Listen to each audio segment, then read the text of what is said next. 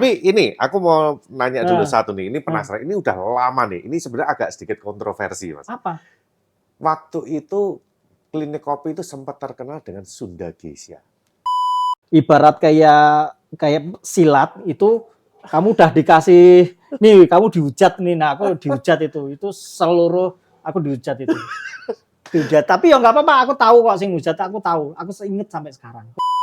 Kata istriku, kita kayaknya kamu terlalu capek deh dengan banyaknya gitu, kamu harus mulai memfilter. Jadi pertama dengan ya tadi menaikkan harga, ternyata nggak ngaruh juga itu. Ternyata dengan menaikkan harga nggak, pikirku dengan menaikkan harga akan memfilter, ternyata enggak.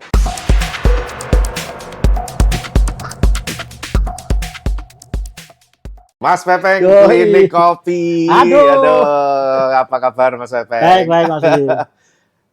Gimana? Kita lama loh terakhir ketemu itu. 2000 berapa ya? 2015.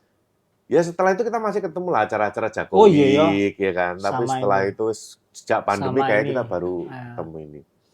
Lo juri Aeropress toh di Prambanan itu. Ya itu juga pernah. Iya, Jago Week di Jakarta juga ketemu juga. Oh iya. Gitu.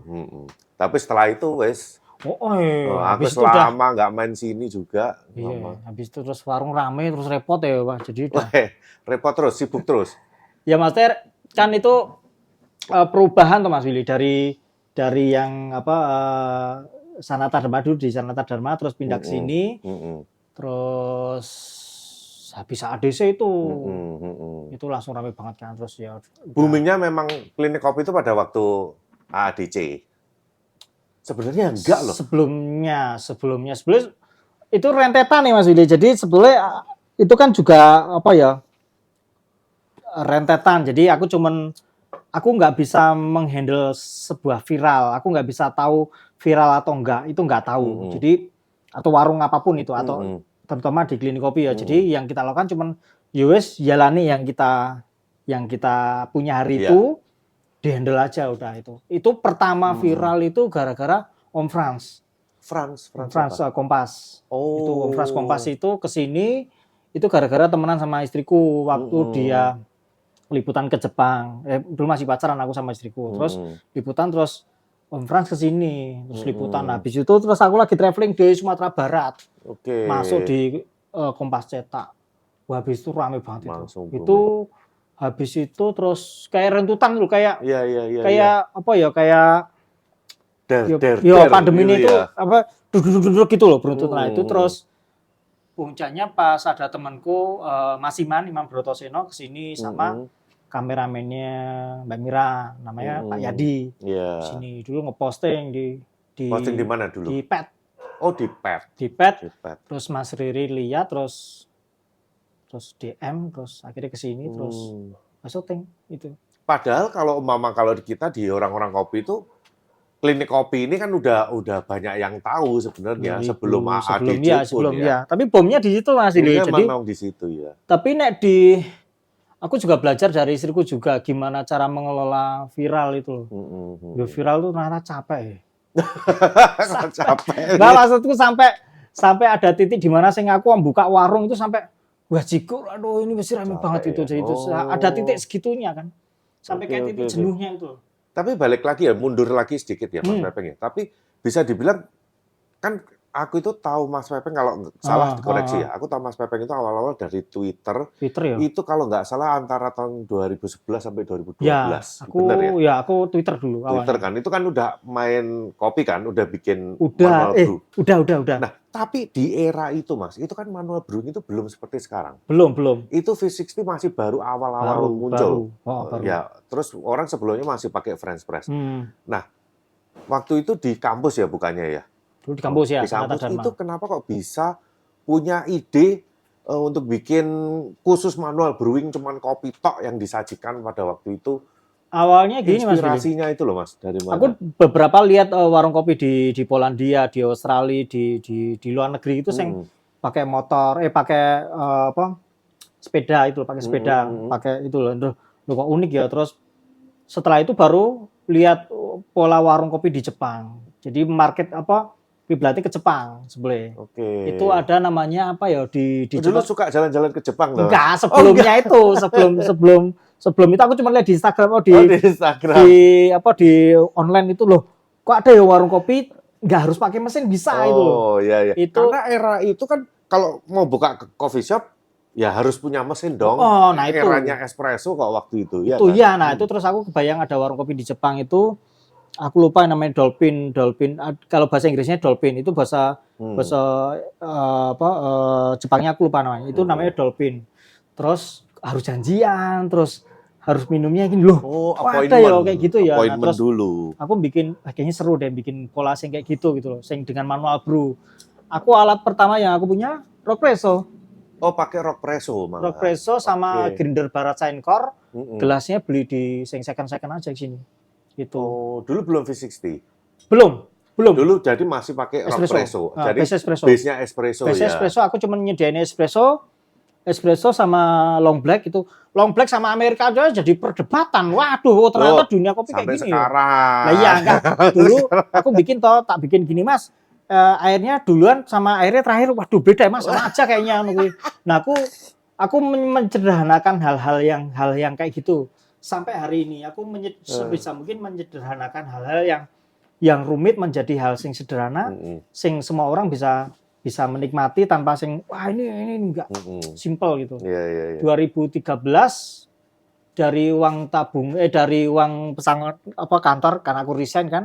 Dapat pesangon tuh beli Barat Saincor sama beli lupa aku. Alat-alat lah, kompor segala macam. 2013 bikin di Sanata Dharma. Itu sebelum resign, Ding. Jadi masih kerja, masih buka clean kopi. Masih kerja pagi juga. Ini masih kerja. Nah, terus capek itu, wah, cikur. Kesel banget. Nah, terus ada titik di mana adonya harus milih gitu. Harus milih ini warungku diteruske atau kerja kantoran. Tapi gitu. itu pada waktu itu memang udah lumayan penghasilan yang dari warung itu di Sanata Dharma itu. Belum. Tapi aku have fun loh. Seneng loh, maksudnya seneng artinya bisa ketemu dengan banyak orang gitu. Bisa kayak gini ketemu ketemu lapisan banyak orang terus bisa ngobrol gitu. Oh, beda ya Sam.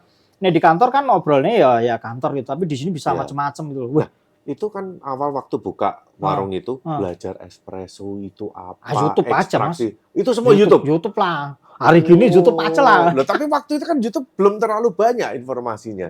Udah ada YouTube, cuma ada ya tinggal nyari YouTube gitu, terus selebihnya ya kayak aku datang ke Mas Don di studio kopi, aku lihat gini ya, terus ketemu Vicky segala macam gitu, Vicky Raja itu terus akhirnya ini menurutku ya wes konsen ini kamu mau masuk, aku baca buku apa ya dulu itu, ketika kamu menentukan pilihan pilihannya cuma dua, kamu ambil atau lepaskan gitu, jadi ambil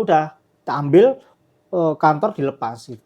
Padahal dulu kantor gede gajinya, tapi melihat ini itu saya waduh, ini kayaknya aku dikutuk di sini deh. Dikutuk tapi di sini. Tapi itu dia Mas Pepeng pioner loh waktu itu. Enggak juga. Iya, yang khusus manual brewing itu loh waktu itu. Gitu siapa waktu itu? Ya, mungkin kita nggak tahu di daerah-daerah lain, tapi yang memang sampai naik kan Mas Pepeng. Iya, bisa juga ya. Ya mungkin yang nggak tahu mungkin pelopor atau enggak, tapi sebenarnya udah ada dari dulu, cuman ada beberapa warung kopi di Jogja, cuman ya nggak naik gitu karena dia mungkin terlalu nerd gitu ya, terlalu ini menghandle cuman komunitasnya dia gitu loh, ngerti nggak Mas? Ya wes ini komunitasku tok ya aku ini kayak gini, nggak bisa harus membuka market yang lebih gede gitu loh. Tapi yang uniknya itu kan sebenarnya adalah orang itu ketika di klinik itu kan orang itu mendengarkan Mas Pepeng cerita tentang kopi, storyteller nih Mas Pepeng. Nah, kok bisa punya ide pikiran kayak gini loh? Kita kan bisnis nih Mas ya. Orang pesen kopi, ya wis tak gawe nih. Gawe nih selesai, nyoh bayaran selesai. Tapi Mas Pepeng mau cerita panjang lebar mendongengkan kopi itu ngapain tuh Mas? Bisa dijual sebenarnya bukan produknya sih Mas, value-nya sih. Value yang dijual tuh value-nya. Gimana bisa menjadikan itu jadi value-nya lebih gitu? Kalau value ya berarti kita harus mencari value kopinya itu. Jadi sebelum kita menjual kopinya ya kita harus nyari value-nya dulu. Misal itu 2000 setelah punya mesin roasting ya, itu 2014 November itu lupa lagi. Itu aku ke Sumatera Barat. Itu sama sekali buta sing nggak ngerti apa-apa ke Sumatera Barat nyari kopi itu. gara-gara aku nggak dapet kopi yang sesuai yang aku mau gitu loh. Itu landing pertama di Padang langsung ke Lasi, ke Bukit Tinggi. Itu enggak ngerti, wis pokoknya patokannya cuman wis bismillah nyari kopi ke sana tuh. Kebun nih ya, nyari ke kebun. Nah itu juga lihat dari beberapa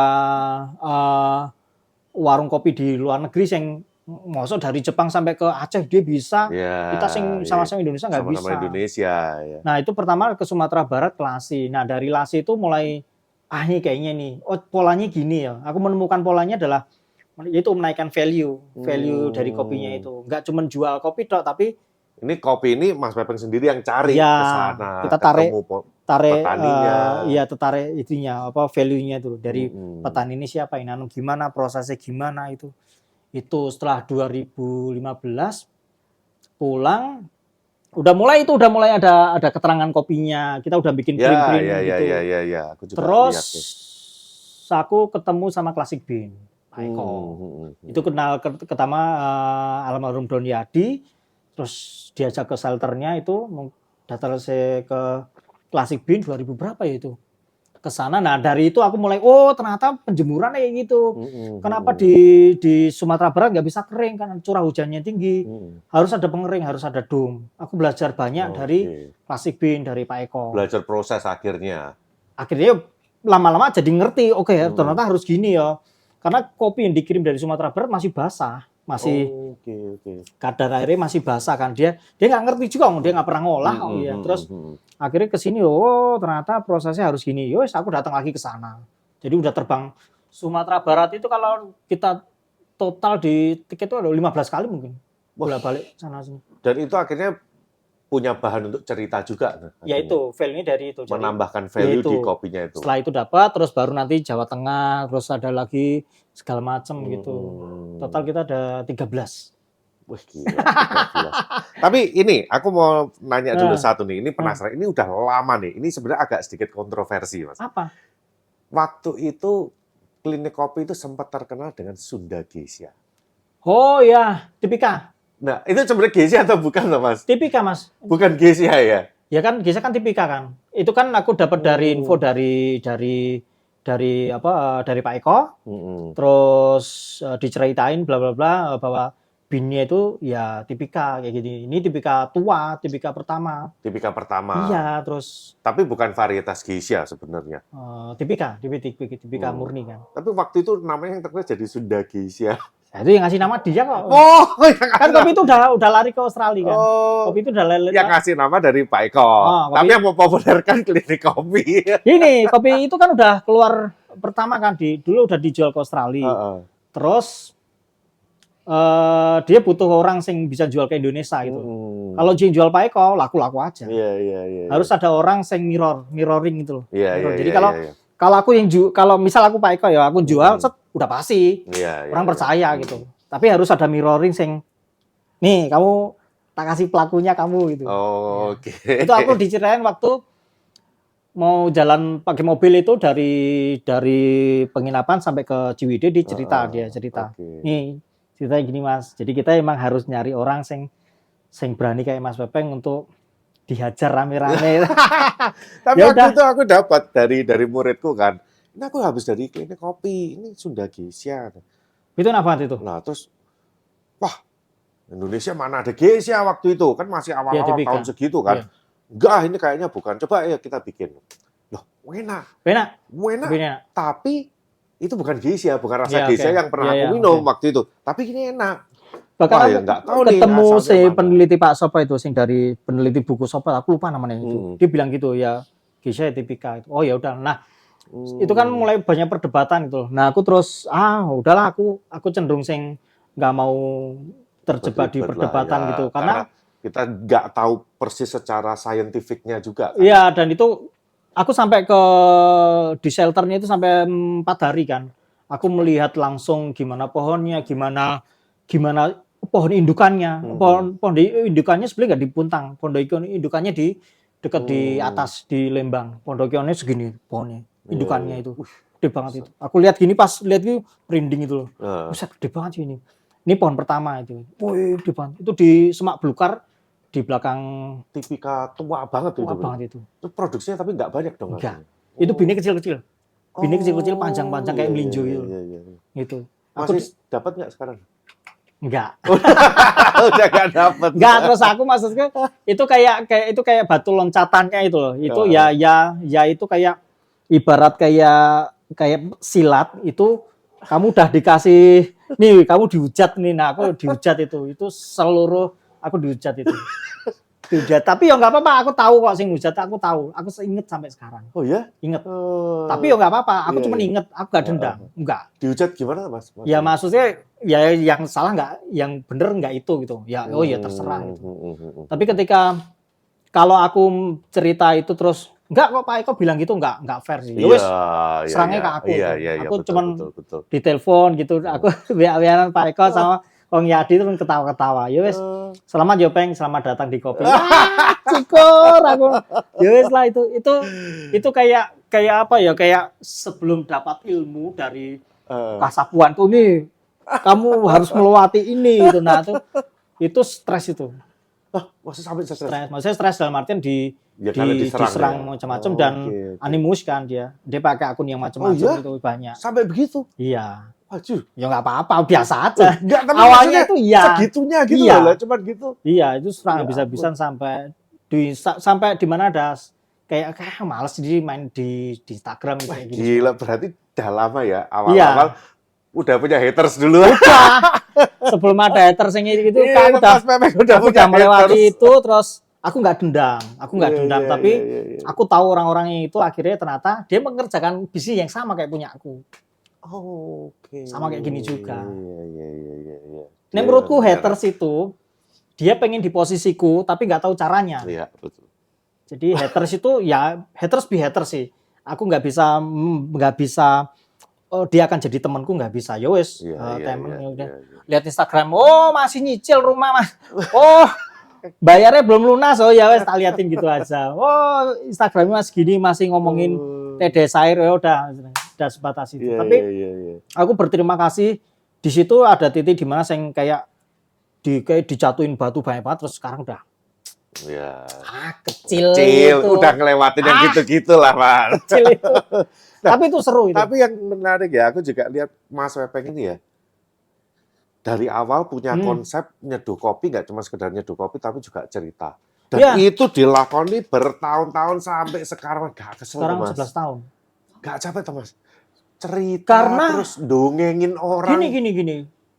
Kalau kita melakukan ini hanya karena pengen kayak dia, pengen kayak ini nggak bisa. Akan capek karena kita patokannya dari orang lain. Kebetulan aku menjadi diri sendiri. Kan memang nggak ada patokannya zaman dulu. Nggak ada. Oh iya nggak ada ya? Nggak ada. Mas Wepeng mulai bikin kopi sambil dongeng kayak gitu. Baru tahu sebelumnya. Emang ada sebelumnya? Ada. Iya nggak ada ya.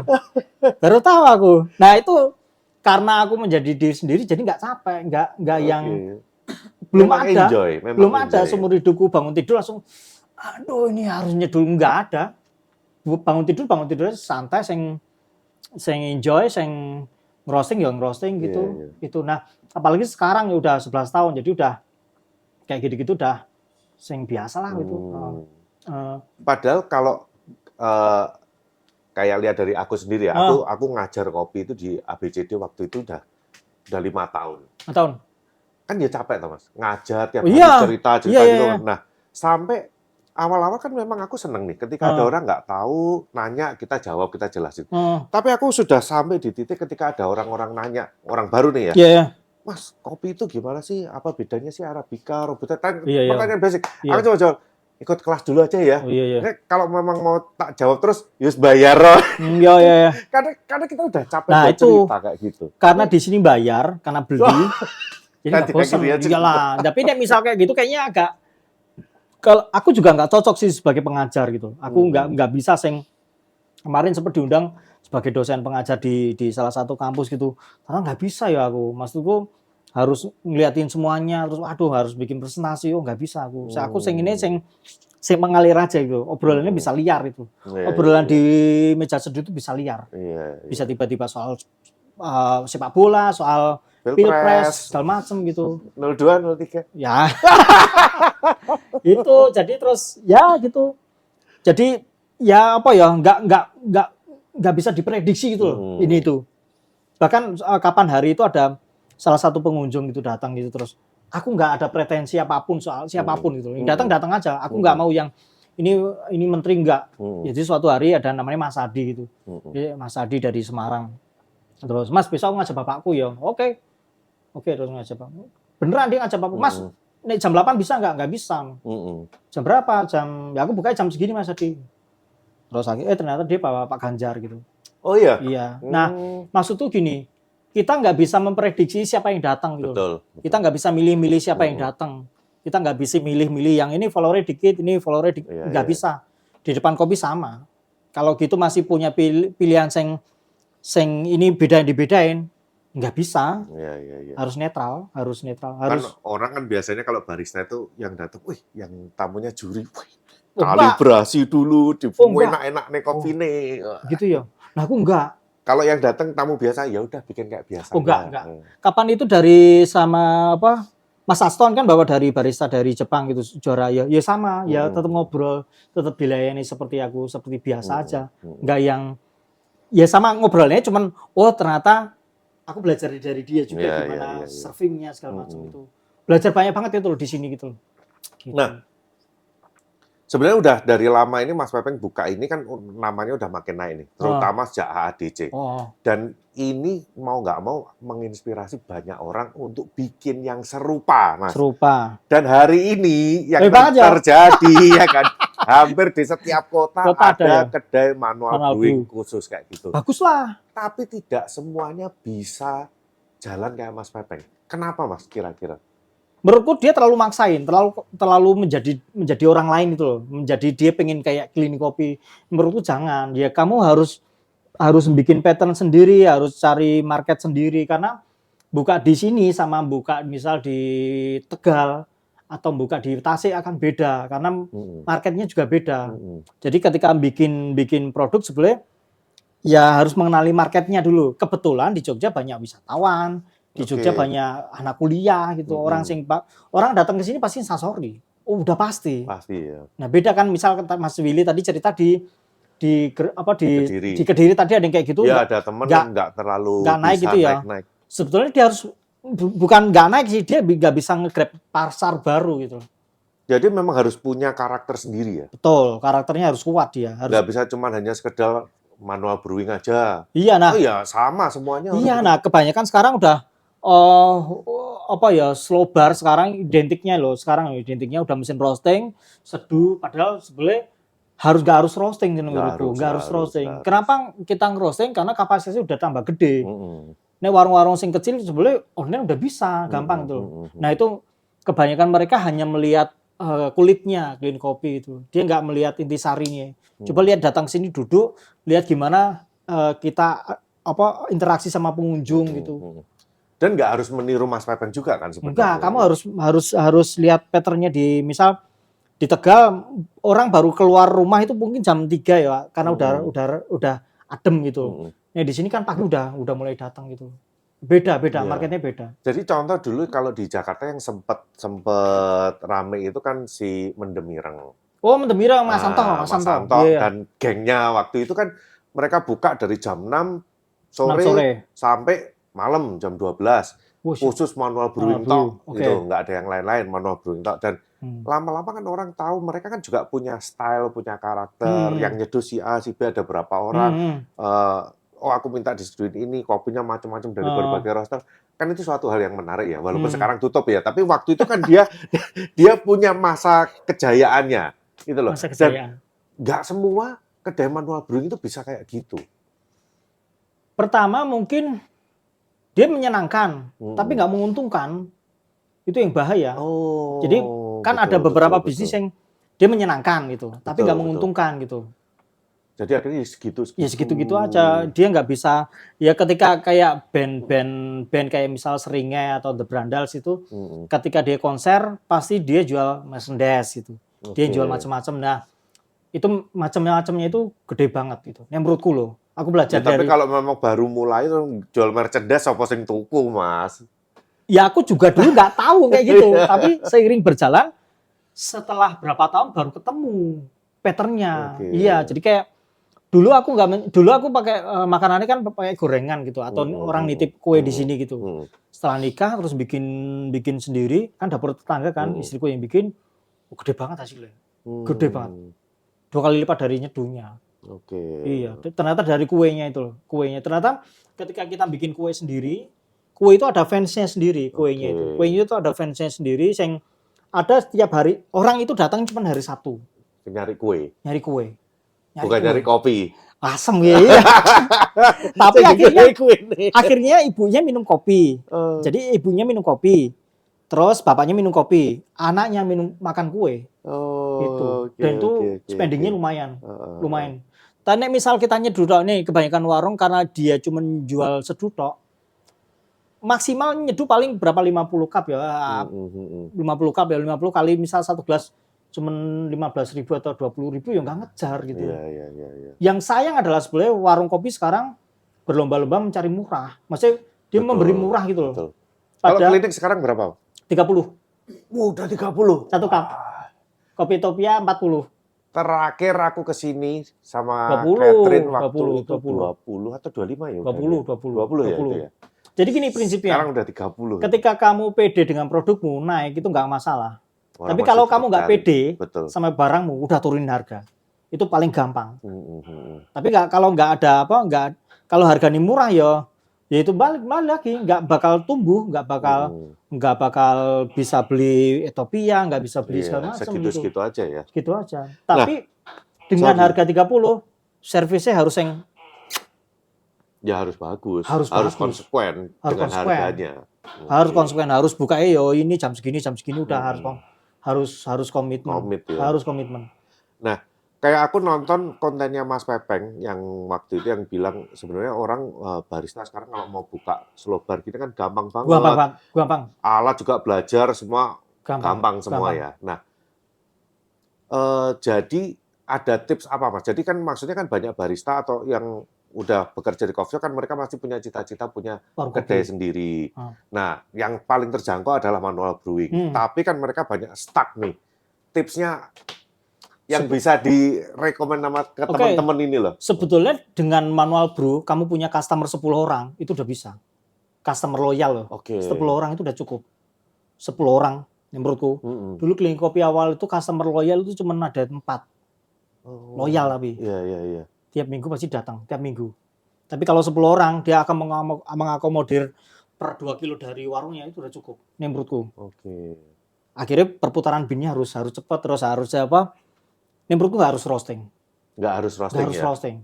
Kalau brandmu belum gede, menurutku apalagi roasting kan biayanya tinggi juga.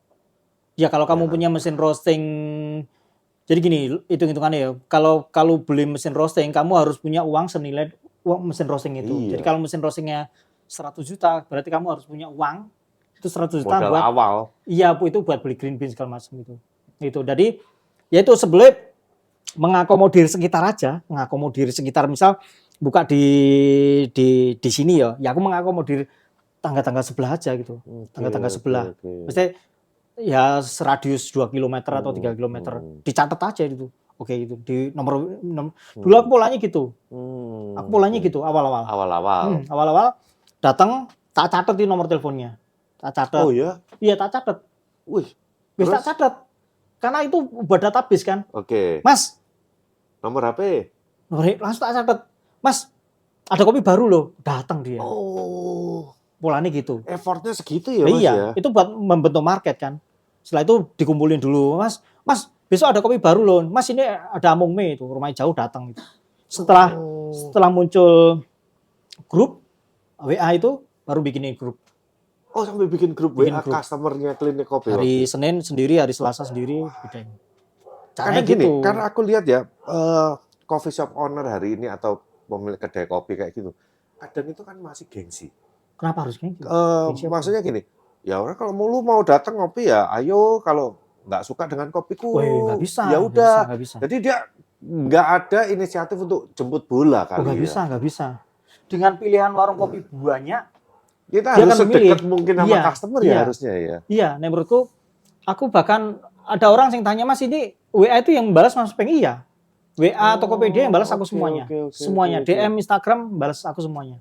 Wah, oke, ini pelajaran penting loh ini. Iya, karena Nggak semua loh mau, walaupun mereka masih susah payah ya, tapi belum tentu mau sampai segitunya approach dekat ke customer. Aku per hari ini aku punya kopi pembeli loyal Ethiopia. Aku ada 16 orang. Tak bikin list gitu. Jadi kalau kopi Ethiopia datang baru tinggal WA. Minimal mereka duluan. Ya duluan. Kan? Nah, dia nggak mau, dia diduin. Mas, jangan di Tokopedia dulu, ngasih tahu dulu. Aku ada 16. 16 orang itu langsung tak tetep.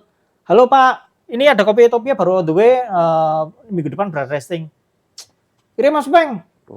Nomor rekening kemarin ya iya langsung kirim. 800.000 transfer. Ini loh baru ilmu. Free transfer, free ongkir gitu. Aku ada 16. Dan jadi di awal catetin punya customer sampai dulu. Sekarang. Aku sampai ada di Tegal ada 2, di Tegal ada 2, di Surabaya banget, Surabaya. Ya. Surabaya itu banyak banget. Sing beli, maksudnya dia udah malas lihat marketplace itu. Mas, tolong kirim dong. Juragan di Surabaya. Itu kalau aku gampang ya tinggal Mas aku Surabaya dipeseni tiket, nginep di sana. Ada kayak gitu. Gila. Dia udah segitunya terhadap kopi gitu. Jadi ketika aku dapat kopi baru tinggal pasti beli mereka. Udah pasti beli. Mereka udah malas itu loh. Kayak mereka udah percaya ke aku, udah sing Mas Pepeng beli pasti suka. Nah, aku juga aku mempercayakan itu dan nggak tak share udah. Itu sebelum Tokopedia naik udah tak WA nih, ada 16. Jadi sebelum itu udah pasti dia dapat duluan. Wah, sampai hari ini ilmu nih. Ini polanya bener gitu. Nih. Jadi semakin kita dekat sama customer, sebenarnya ada 2 pilihan. Mereka akan jadi rewel karena minta macam-macam atau mereka pasrah. Udah pasrah aja. Yang repot ya yang rewel ini. Yang rewel itu adalah minta dibikin latte gitu, dibikin aduh terus Mas boleh nggak nanti disimpenin di situ, aduh repot ya. Minta disimpenin. Ya, aduh repot ya. Nah aku memilih itu oke. Yang menurutku ketika kamu nggak datang ke warungku nggak apa-apa, santai aja. Aku nggak dendam, nggak masalah. Tapi dengan aku mempercayai 16 atau 20 ya, itu orang itu udah sebenarnya udah cukup itu. Dan orang itu pasti setelah dia beli, tak yakinin udah langsung beli lagi. Udah pasti. Ini ilmu nih. Jadi buat teman-teman ini memang harus sama customernya harus dekat ya. Dekat banget itu. Harus dekat, harus sering ngobrol, tawarin ya karena ujung-ujungnya ya mereka customer loyal kita. Iya kayak gini Mas Willy, kayak misal aku datang ke warung kopi, warung, aku belajar dari yang terjadi di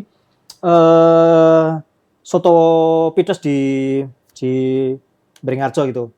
Ketika aku datang udah, halo Mas, seperti biasa ya 2 ya udah gitu. Nah itu aku merasa dikenali itu ternyata menyenangkan. Aku memposisikan itu di pola di kopi gitu. Jadi orang datang, wah Mas ini beli kopi ya udah tahu. Terus nanti tinggal WA udah gampang. Jual Ethiopia itu ke aku jual 5 kilo itu paling sehari habis 5 kilo Ethiopia itu. Padahal dulu juga roasting itu awalnya ya cuma buat kebutuhan sendiri, akhirnya ya dijuali juga. Nah itu, sebetulnya roasting itu bukan tujuan ternyata. Aku baru tak sadar bahwa itu dampak apa yang aku lakukan. Jadi ketika aku melakukan klinik kopi, terus loh kok volume nambah. Akhirnya beli mesin roasting. Nah itu bukan tujuan, sebenarnya ini dampak dari aku mengakomodir kebutuhan. Berarti kebutuhannya buat warung kan. Terus akhirnya beli mesin roasting gitu. Terus akhirnya sampai hari ini. Terus dulu pakai 1 kilo. Akhirnya terus ganti 2018 baru ganti yang VNT. Ini berapa kilo Mas? 2,5. 2,5 kilo. 2,5 itu tiap hari roasting. Sehari itu kita paling ya 10 sampai 15, kadang 20. Iya. Mantap. Tiap hari. Tapi klinik kopi ini terus terang banyak sekali love and hate ya. Penggemarnya banyak, hatersnya juga banyak. Iya. Terutama Mas Pepeng ini juga nyentrik di mana semua orang berlomba-lomba konsistensi dengan menggunakan alat ukur, ditimbang, diukur suhune. Tapi Mas Pepeng ini kerucuk air. Iya. Itu kenapa Mas? Karena sebenarnya aku udah kenal pertama aku kenal BIN-nya kan. Aku karakter BIN-nya udah kenal. Udah hafal gitu loh. Karena aku BIN-nya nggak pernah ganti kan. Aku ada 13 kan nggak pernah. Aku ada 12. 12, 2 yang ganti paling Ethiopian. yang lainnya sama. Yang lainnya sama. Jadi aku udah tahu karakter roastingnya, cara brewingnya udah tahu. Terus aku bikin Coca kan, bikin alat sendiri. Itu alat sendiri. Itu jauh lebih dapat taste-nya ketika pakai itu karena dia base-nya flat bottom kan. Jadi flat bottom akan nahan air, taste-nya lebih dapat gitu, lebih ini rasanya sing aku cari gitu. Okay. Aku udah nggak pakai tapi nggak pakai timbangan, nggak pakai timer. Karena udah biasa Mas Willy. Udah biasa. Yakin itu setiap ini pasti sama. Sama lah. karena nek di jalan itu aku juga bingung. Nek perutku itu kutukan nih. Itu udah dikutuk. Menurutku itu udah dikutuk dari Tuhan mungkin udah dikutuk ya wes gue tadi kayak gini udah rasa protes tau ya mungkin aku percaya itu kutukan loh maksudnya ya wes aku jalani nggak usah sing aneh-aneh udah gitu. Tapi tahu nggak kalau kayak gitu banyak yang nyinyirin ya dia nyinyirin mungkin nggak bisa seperti ini. Iya. Udah pasti nggak apa-apa gini Pepe nggak kayak timbangan. Iya ada dan itu aku nggak masalah gitu dan sama dia tidak aku nggak masalah mau dia kayak gitu itu nggak masalah santai aja aku udah di posisi setelah 10 tahun itu aku udah mulai udahlah biasa. Tapi ini ada satu misteri Mas. Aku juga pernah ngalamin ke sini Mas Pepe bikinin enak terus aku bawain beansnya aku beli atau gimana bawa tak seduh rasanya kok nggak sama tuh Mas. Airnya bisa, grindernya bisa. Dia tanggung jawab tuh Mas. Aku minum di sini enak. Kenapa aku bikin sendiri di rumah itu beda? Itu sama yang terjadi ketika aku beli gitar. Aku beli gitar loh. Aku beli gitar di toko yang itu dipakai misal John Mayer sama tak pakai kan beda. Ternyata beda ya. Ternyata apa ya? Pertama menurutku saranku air. Air itu ngaruh banget besar. 80% 90% di komponen kopi itu kan air. Yang kedua baru kopi itu dari gilingan dari segala macam tapi air itu paling utama setelah itu baru grinder. Nah berarti kalau beli kopi di Mas Pepe harus tanya rasio seduh suhu gimana Mas supaya rasanya biar sama itu loh 15 gram biasanya 15 gram airnya 135 tapi gini Mas aku sering dapat kayak gitu banyak banget dan itu tak balesin jadi kayak kemarin ada yang dari Kalimantan. Dia beli, Mas, kopi ini kok pahit toh ini, kok gosong toh ini. Wah iya. Tak tracking lagi, oke. Masih beli apa? Ini. Terus coba airnya Mas, udah Mas airnya di 85 ini. Oke, terus coba gilingannya Mas, difoto tuh gilingannya segala macam. Udah difoto di gilingannya, terus coba Mas. Air rodok panas ya, kok kopiku diarani pahit ya. Terus coba kopi ini Mas difoto, bungkus warung sebelah. Hah? Warung kopi sebelah. Oh, bukan kopinya Mas. Waduh, Mas, itu kamu komplain ke Yamaha, tapi kamu punyamu Honda, nggak bisa. Itu pertama. Terus yang kedua, sekarang udah tahu. Jadi ketika ada komplain itu, Mas, kopi ini apa? Oke, kopi ini. Oke. Jadi sekarang udah punya template gitu. Mas, kopi ini kok agak pahit ya gitu. Paling, Mas, kok nggak dapat feel seperti waktu di Clean Kopi ya gitu. Oke. Kopinya apa? Biasanya di kopinya ketahuan kan trackingnya. Di pembelian apa? Udah tahu. Okay. Orang biasanya beli sini. Terus tracking. Kamu airnya apa? Pertama tanya gilingan. Gilinganmu apa? Oh gini. Oke. Udah gilingan. Ini nggak mungkin kok kayak gini. Sorry Mas, ini airnya pakai apa? Air hujan. Waduh, air hujan. Di Kalimantan dia nggak ada air mineral kan gitu. Terus dia di set kan, dia di set gitu, dia di offshore gitu dia pakai air hujan. Waduh. Di Kalimantan dia segitu susahnya ya? Ya kata dia gitu, pakai air hujan. Waduh, Mas jangan pakai air hujan Mas. Terus akhirnya sebelah mana ya? Terus akhirnya seminggu selanjutnya dia beli air mineral diseduh terus clear. Ini baru enak. Coba ganti air Mas, sekali ganti ini. Jadi aku juga nge-tracking, ternyata rasanya kayak gini. Aku juga nyeduh. Awalnya juga aku nggak mau beli Komandante. Oke. Nggak mau, aku udah males. Bukan mahal ya, males nguliknya. Aku sih mahalnya. Aku males ngulik, udah titik di mana sih males ngulik kan. Terus akhirnya sama istriku dibeliin itu. Coba beli nanti ngulik kan banyak yang tanya apa Komandante. Ya wes aku terus dibeliin Komandante terus ternyata sama kayak gini gilingannya. Hasilnya sama terus akhirnya ngulik akhirnya terus nomor nomor 24 aku dapatnya. 24 ya terus aku ngobrol, ini pakai ini. Terus kadang ada orang yang beli di gender gitu. Set, datang ke sini Mas, tolong di settingnya berapa ya? Oke tak settingnya segini ya gitu. Berarti Mas, oh kemarin Mbak siapa tuh ke sini? Dia pakai Temor itu. Saya buka aku Mas. Terus tak buka gini. Oh settingnya oh Mbak segini Mbak settingnya bisa dirubah ya udah gitu. Ya gitu. Terus akhirnya beli bin gitu. Akhirnya beli bin dia.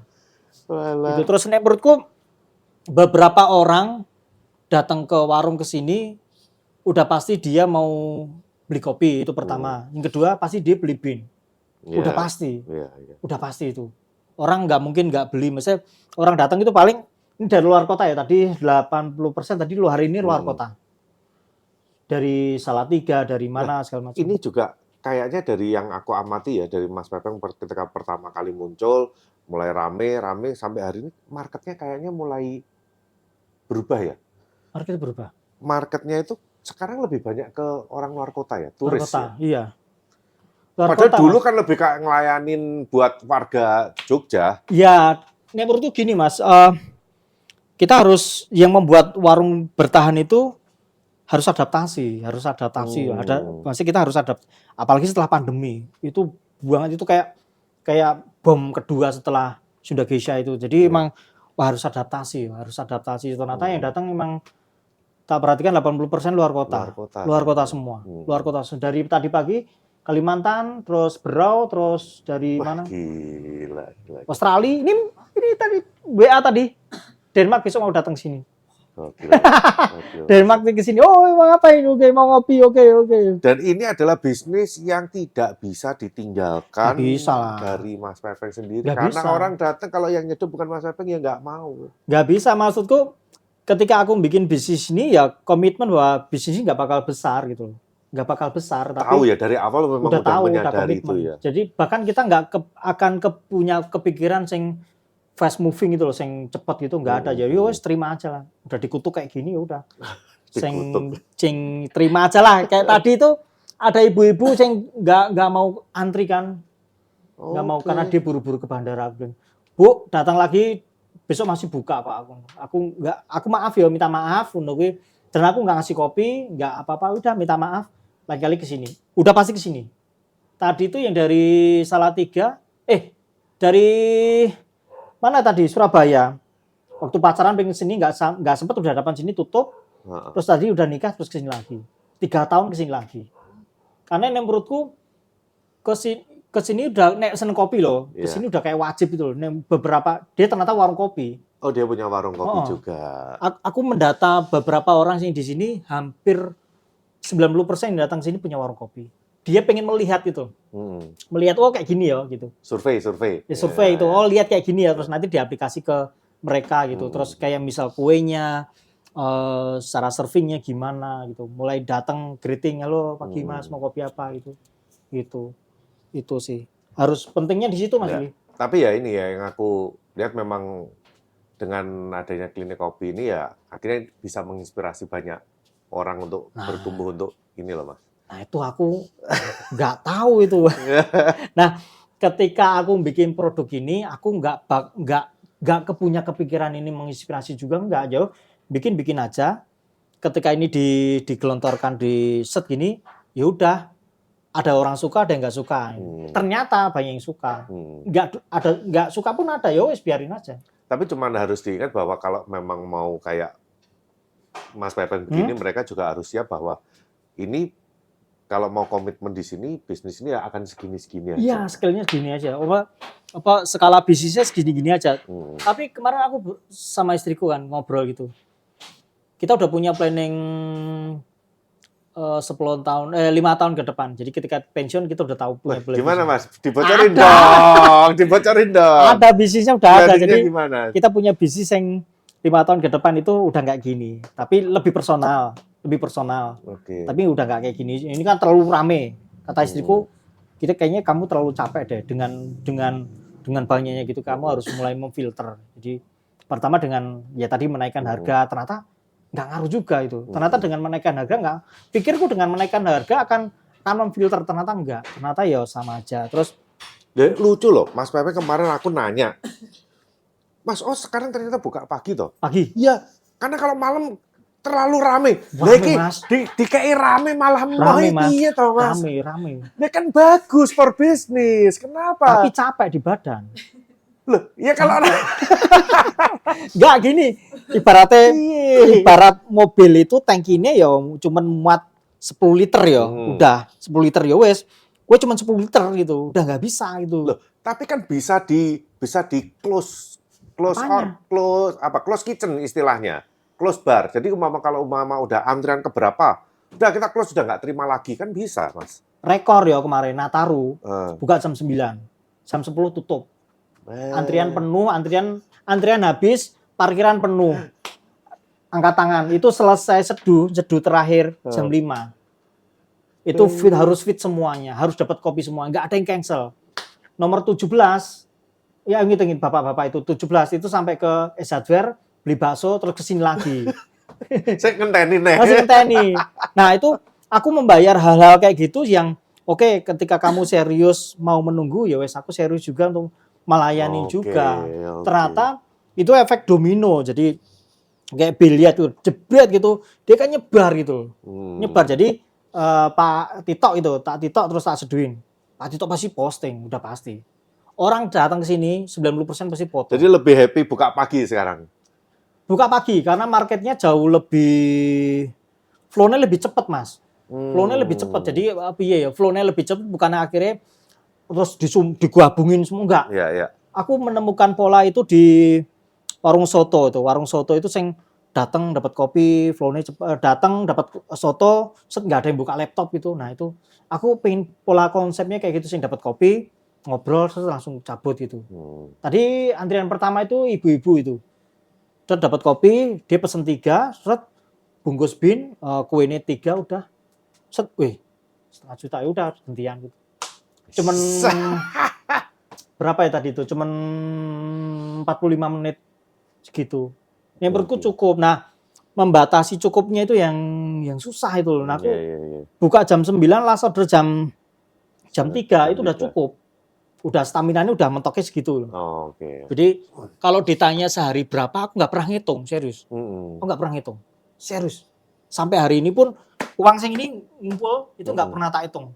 Taruh terus dilurusin baru di store itu. Nggak pernah tak hitung. Dikasih ke istri nggak? Ya iya maksudnya temen tak lempitin tak lurusin aja biar story lebih gampang. Tapi aku hampir nggak pernah ngitung konsumen yang datang. Oke. Yang menurutku ketika kamu bisnis masih menghitung-hitung hal-hal kayak gitu, segelas berapa, ini hari customer berapa, berarti dia masih nggak untung. Tapi naik bisnis udah untung, udah jalanin aja udah pasti untung. Gila. Iya kan ada warung kopi harus espressonya keluar segini, karena nanti harus gini gitu kan. Ya kan hitung-hitungan matematis biasa standar sih, Mas. Hitung-hitungan matematik itu akan kalah sama hitung-hitungan logika. Logika dalam artian dapat segini udah kayaknya udah cukup deh, udah hari ini udah customer udah segini udah cukup deh, di close udah udah cukup lah udah. Iya. Batasnya udah cukup itu, maksudnya nggak yang harus gimana. Paling sehari rata-rata segitu Mas Willy. Sehari-hari segitu. Soalnya tenaganya Mas Pepeng sendirian sih. Dan aku melihat pola Google Trend kan, Google Trend ini minggu depan kan udah ada long weekend, aku udah siap-siap dari sekarang. Imlek juga nih. Itu ada triknya itu. Jadi ketika mau long weekend kita udah tahu dulu long weekend kita dilihat di Google Trend. Long weekend sing nyari searching di Clean Kopi berapa? Oke ini. Segini banyak ya. Gitu. Udah segini segini. Makanya kita sewa parkir di situ. Karena kemarin nggak muat kan di sini. Nggak muat. Sewa parkir juga sampai. Iya, kita sekarang sewa parkir di sini. Di sebelah tower ini, kita sewa karena parkiran di sini kan agak problem ya, mepet-mepet semua ya. Nah, hampir 70% pengunjung kita pakai mobil kan. Ketika satu mobil itu mesti itu bawa 3 orang atau 4 orang. Tadi itu dari Padang 12 orang, surfing bareng.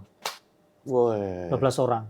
12 orang, beli binnya tadi 4. Cheesecake-nya keluar 8. Hitung sendiri banyak dan itu nggak usah dihitung gitu. Enggak, saya juga nggak gitu. Ngapain ngitungin tadi deh Mas Pepeng? Pasti oke soalnya. Dia pakai HIS gitu. Dengan aku sewa tempat di situ paling segitu masih Ya, saya untung Mas. Aku nggak usah kalkulasi sing ini nih. Oh ini, enggak lah. Pasti masuk lah. Masuk lah itu dengan adanya parkir. Masalahnya adalah semua slow bar sekarang ya, nggak ada tempat parkir. Padahal dengan kita punya parkir, itu value-nya ngaruh banget. Lumayan lah, lumayan. Nah, menurutku, ya itu, dibelajar dari beberapa, kemarin datang ke toko-toko di Jakarta ya kemarin. Udah pakai Vale gitu. Masalahnya di sekarang parkir sih. Kalau slow bar nggak ada parkir ya, kamu slow aja gitu. Agak aneh ketika slow bar malah duduk di sini buka laptop itu nggak ada. Oh iya dong. Harus ada. Jadi datang ya bukan di sini slow bar tapi sebetulnya slow bar tapi fresh brewing, fast moving gitu loh. Jadi aku harus datang, oke ini datang baru, oke Mas tunggu saya gitu. Harus tiktokannya aku sama Sigit harus tahu.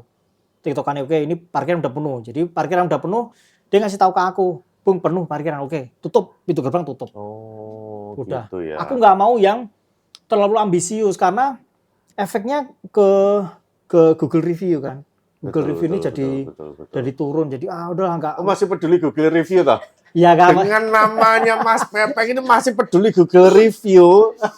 Ya itu kan sekarang kan orang nyari di Google. Nah, tapi siapa yang nggak tahu klinik kopi toh? Kalau udah mau datang ke sini, mau Google Review-nya berapapun orang tetap ke sini loh Mas. Iya nggak, maksudku ketika dia kan orang ketika mau datang ke klinik kopi itu pertama itu Google Map terus tek halaman pertama oke 4,7 oke bagus ya, terus nanti lihat seret oke udah tahu gitu. Jadi nge-trackingnya gitu. Tapi seru kok Mas Willy, dengan Google itu kita bisa lihat Google Trend, kita bisa minggu depan bisa lihat data-data bisa yang kayak minggu depan kan ada long weekend panjang, kita udah siap-siap, green bean-nya udah siap, bungkusnya udah siap, kuenya udah siap semuanya. Jadi kita nggak bisa tahu warung sepi atau rame, itu nggak bisa tahu. Betul. Kita nggak bisa tahu. Prediksi. Kita bisa memprediksi. Oke, prediksi. Jadi kayak tadi ada mbak-mbak, Mas ini klinik kopi rame ini kapan toh? Nggak tahu. Iya. Aku tanya balik, Bu, kamu tahu gempa nggak? Itu kapan datangnya? Nggak tahu kan? Ya udah. Fungsi kita adalah harus siap untuk ketika ada gempa, siap itu. Kayak tadi itu landai toh, tiba-tiba habis duhur langsung rame dan itu langsung buru-buru semuanya udah. Jadi aku sebelum jam 2 itu udah sholat dulu, set langsung turun udah siap langsung set udah. Itu dari jam 1 Mas Willy WA tadi jam 2:30 udah tak tutup. Udah penuh. Udah nggak bisa. Karena nih jam 3 tak terima, aku bisa selesai mundur lagi jam 4:30. Berarti aku harus overtime gitu. Aku wis turu di jopo. Dan jangan salah itu. Beberapa pelaku slow bar gini, dia nggak bisa membayar dia sendiri.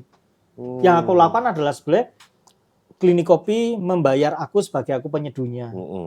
Aku dapat dividen per tahun dari klinik kopi. Istriku juga dapat gaji dari klinik kopi gitu. Aku juga membayar sewa ini karena aku pakai tempat ini gitu. Itu harus profesional. Harus dibayar dulu juga. Iya, nah beberapa warung kopi sing aku tahu itu nggak berani bayar. Mereka nggak membayar dia sendiri. Jadi kayak kemarin ada customer gitu, dia punya omsetnya itu seminggu 20 juta atau berapa gitu, pokoknya gede lah. Tapi dia nggak happy gitu. Ternyata pas saat dibayar, kamu dapat THR nggak? Enggak. Bah, kamu nggak dapat THR. Wah, kamu volunteer kamu berarti. Iya dong. Iya. Duitnya cuma dibuat muter bisnis doang gitu. Tapi dia sendiri nggak digaji. Nggak digaji kan sayang. Menurutku ya itu harus profesional Mas Willy. Dari itu aku juga belajar dari Vivi kan. Dari istriku soal gimana mengatur itu. Jadi manajemennya ngatur beli green bean-nya segala macam, terus bungkus segala macam harus sekarang. Gokil. Menurutku ini satu lagi, warung kopi nggak ada yang tutup gara-gara nggak enak, nggak ada. Yang ada dia nggak bisa ngatur itu keinginan dia.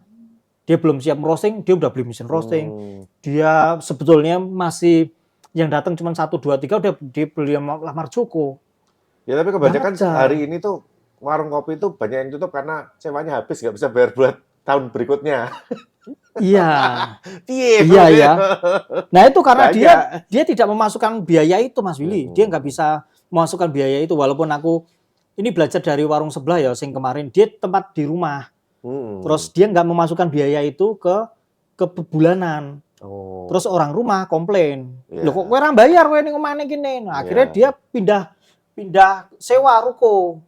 Biayanya gede banget. Oh iya dong. Biaya belum kalau THR. THR kan bayar 2 kali gaji. THR. Aku dapat gaji, dapat THR juga. Iya dong. Sama. Kerja ya. Itu Mas Willy. Wah, buset, ini ngomong sama Mas Pepeng nggak ada habis-habisnya. Tapi ini terakhir Mas, sebelum kita closing nih. Jadi Mas Pepeng ini di industri kopi itu udah bertahun-tahun nih ya. Udah dari berapa? 2010, 2011? Aku mulai buka itu 2013. 2013 tahun. Ya. Juli 11 tahun. 11 tahun. Sampai hari ini udah 11 tahun, udah menggeluti dunia kopi, specialty coffee, udah melihat perkembangan yang dulu ketika Mas Pepeng udah mulai awal muncul sampai sekarang coffee shop makin banyak, manual brewing makin banyak, barista makin banyak.